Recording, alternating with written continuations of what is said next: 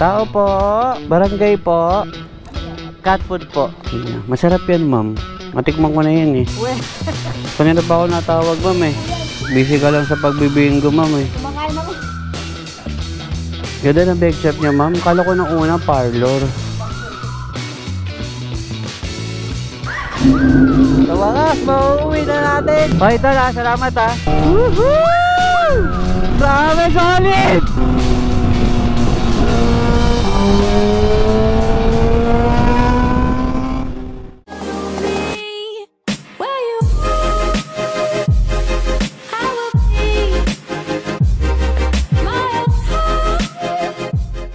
What is up mga kawanabis?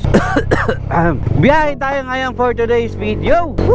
So may booking na tayo mga kawanabis. Ang pick up location natin sa may Mercedes Village. Tapos yung item natin, cat food and dog food. Ay may chika pala ako sa inyo mamaya mga kawanabis. Sigurado may excite din kayo. Pero mamaya ko lang sasabihin para hindi mo na kayo umalis. Mamaya pag inisplok ko na sa inyo, hindi nyo natapusin yung video natin. Basta maangas to mga kawanabis. Dream come true. There's a miracle when you believe. Ganon. So sabi dito malapit na tayo. Alright, dito na tayo mga kawanabis. Hello po. Opo. Ma'am, andito na po ako sa labas po, sa may pin location, Lalamo. Anong kulay po ng gate nyo, ma'am? Yung red po. Opo. Hindi nagalaw, ma'am. Opo. Opo. Ito yung red na gate, ma'am. Colorblind ka, no, ma'am? Ito na po.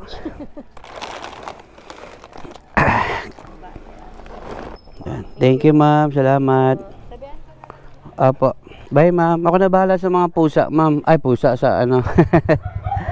Thank you po. Woohoo! Alright, so mga kawanabis, item pickup and ang travel time natin is 8 minutes with 2.6 kilometers and ang bayad sa atin dito is 56 pesos. Maganda sana dito sa Mercedes Village. Ang problema, bahain. Grabe kung bumaha dito. Dati naghanap kami ng mauupahang bahay dito nung pinalano namin maglipat. Kaya lang, hindi na namin tinuloy.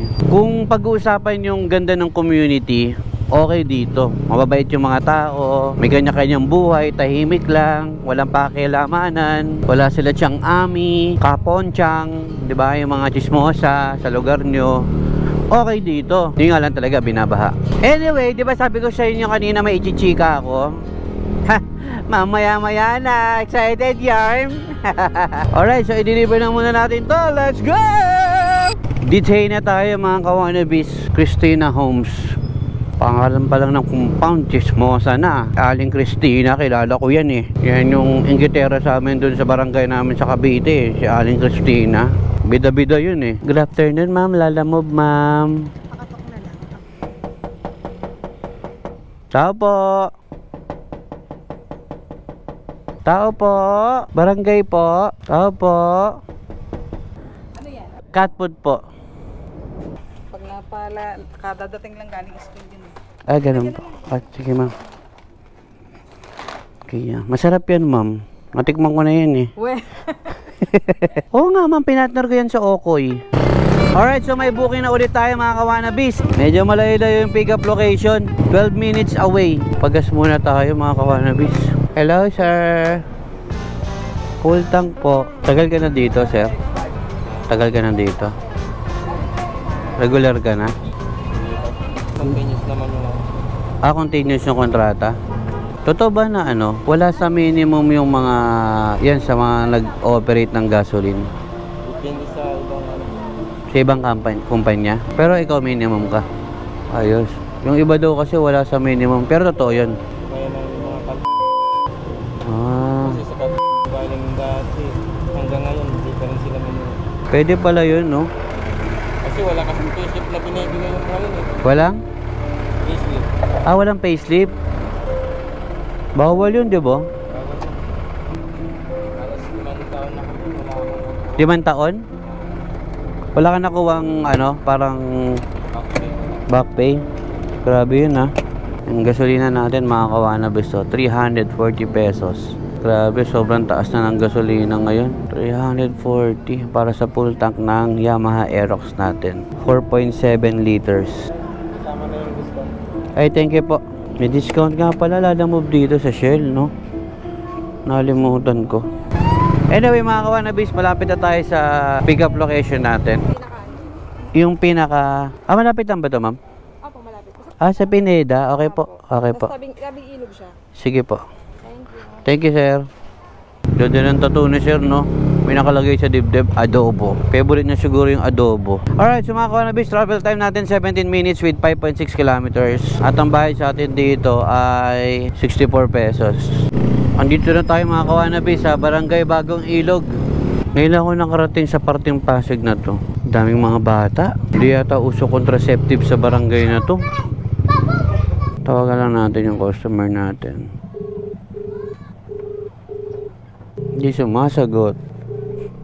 May kilala po kayong Tere? Tere? Saan po banda, ma'am? Pwede samahan mo ko, ma'am? Ako, may bibilin kasi ako. Yan lang, tanong ka dyan sa may bagong maglawa. Sa may patay po, Nay?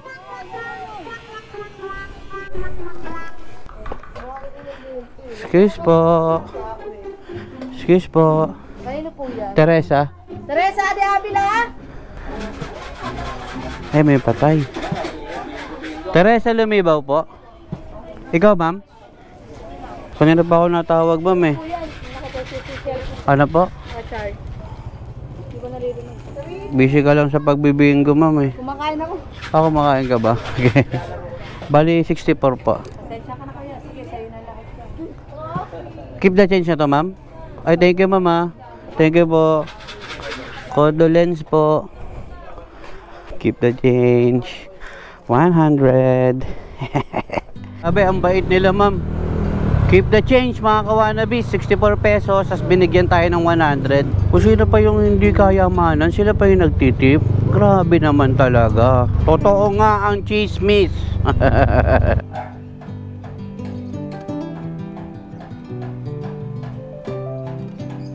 Anyway mga kawanabis, may booking na tayo. 5 minutes away ang pick up location natin. Tara, pick upin na muna natin. Let's go!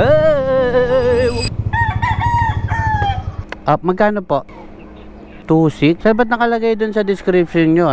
Less 500 lang. Ay, hindi.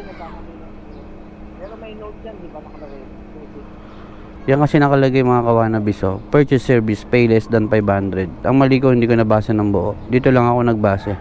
Pero okay lang. Hi sir! Sir, may 500 ka po? Ay, sige, ano ito? Apo.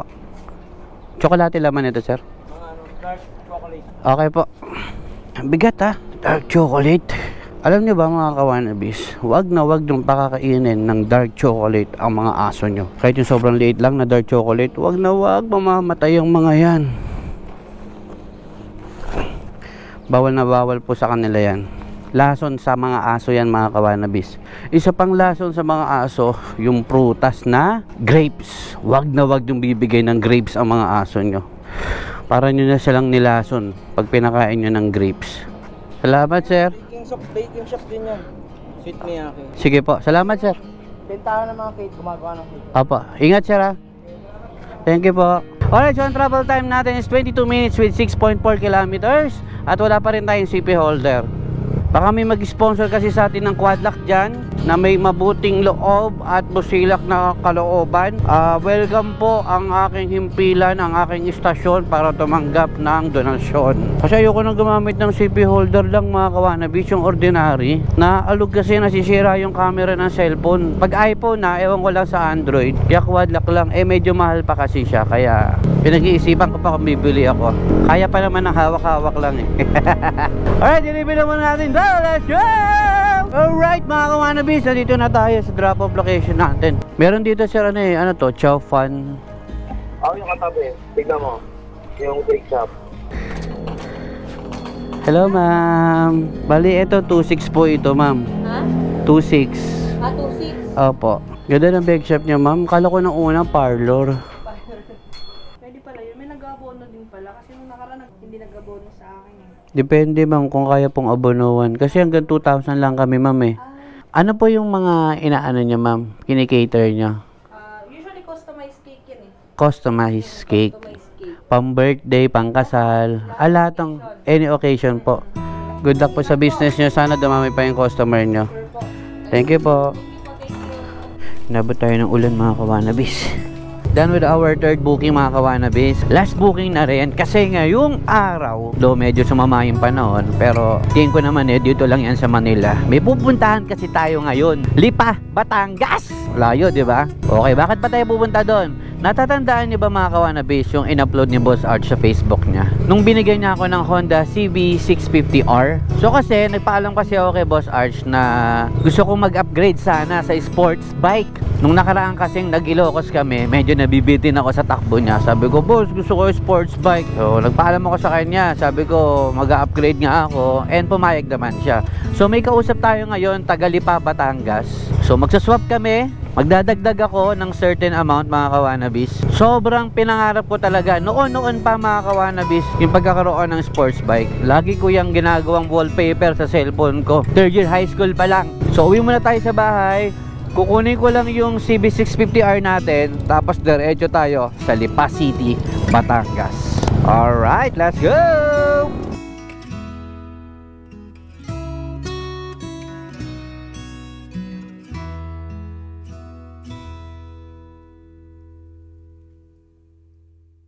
Mga kawanabis, lapit na tayo. Pinaliligo tayo dito. Medyo kinakabahan ako. Kinakabahan ako na excited. Eto. Hi sir, nagay kausap ka sir? Sir, nice meeting you, Julio. Tara. Ang laki pala na ito sir.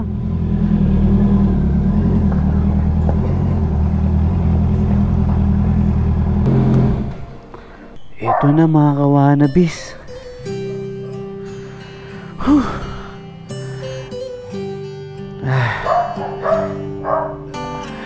Unang sakay sa Kawasaki ZX6R natin mga kawanabis. Mukhang mangangala yung likod ko na ito sa biyahe sir. Kasi ano siya, quick ship auto blip lang. Quick ship auto blip na. Ano yun? Yun ba yung di na nagka-clutch? Kahit magdagdag bawas ako? Oo, tayo nyo. Bang! Pwede bang buksan? Opo sir. Bubuksan natin. Ilan pa yung susi nito sir? Dalawa Dalawa. sir. Yung isa hindi pa. Buksan natin ha. Yan, buksan natin mga kawanabis.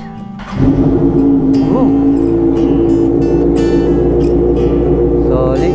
So mga kawanabis, unang bomba natin kay ZX6R. Tingnan natin yung tunog.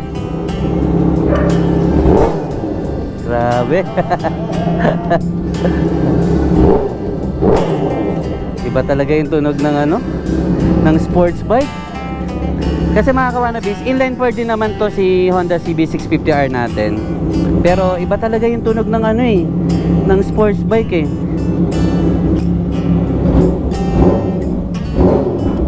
Nice. Patay ko na sir ha. Okay. Okay, so yun mga kawanabis. Isaswap na natin si CB650R natin kay ZX6R. And by the way mga kawanabis, kung meron pala kayong mga sasakyan at gusto nyong ipa-detailing or gusto nyong ipa-modify, dito kayo pumunta sa AJR Automoto Exchange. Ayan, napakagaganda ng mga gawa nila dito. Paano ko nasabi? Tingnan nyo naman mga kawanabis. May mga trophy. Ayan no. Pwede nyo siyang i-waste mga kawanabis. AJR Automoto Exchange yan.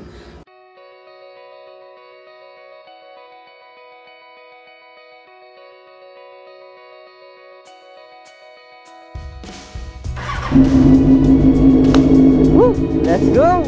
Sa wakas, mauuwi na natin Kawasaki ZX6R. Let's go! Grabe, nakakapanibago. Nakadapa ako. Hey! Nakayuko. Okay, tol ha. Salamat ha. Naninibago ako. Thank you ha, tol ha. Hirap mga kawanabis.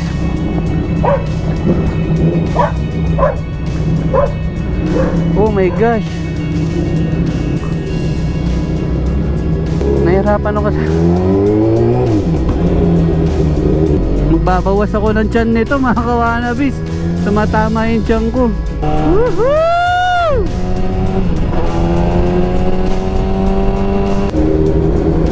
Thank you!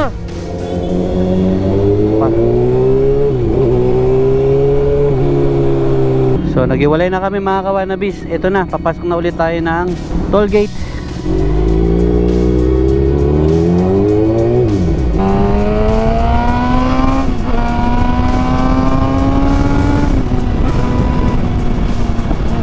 Grabe solid! Ah!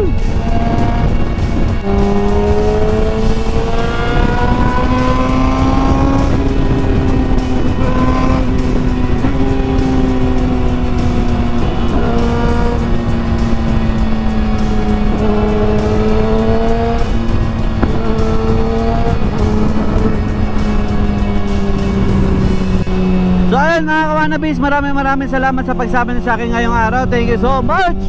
Sobrang saya ko, sobrang di ko ma-explain.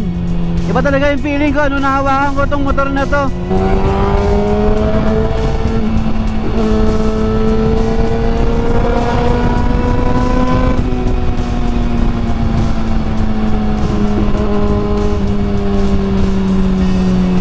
Natupad na isa sa mga pangarap ko mga kawanabis. Dati nakikita-kita ko lang siya, pinapanood ko lang sa YouTube, tinitingnan ko sa mga motovlogger, sobrang inaasam-asam ko tong motor na to. Pero ngayon hawak na natin siya at atin na siya. Woo!